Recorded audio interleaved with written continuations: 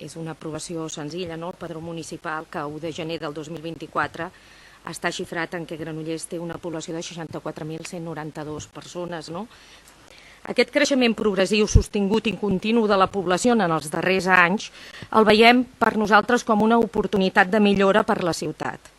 Sobretot perquè fa de Granollers una ciutat més viva, amb possibilitats de més projectes i visions diverses.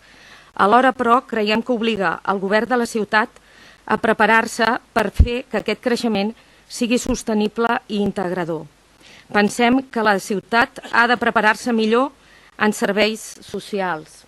Ho hem aconseguit una mica millor en sanitat, en atenció a la gent gran i sobretot en atenció a la discapacitat, com a capital de comarca. Ens falta avançar també en salut mental i addiccions. Ens falta avançar millor en habitatge i ens falta avançar en el coneixement de la llengua catalana i sobretot en el seu ús.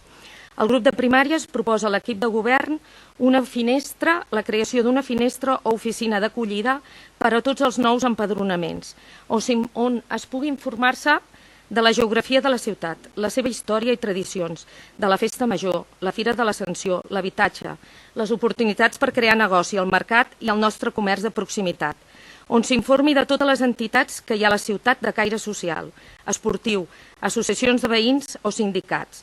L'alcaldessa sap que el nostre grup fa anys que reivindica la creació d'una torre d'entitats a la ciutat.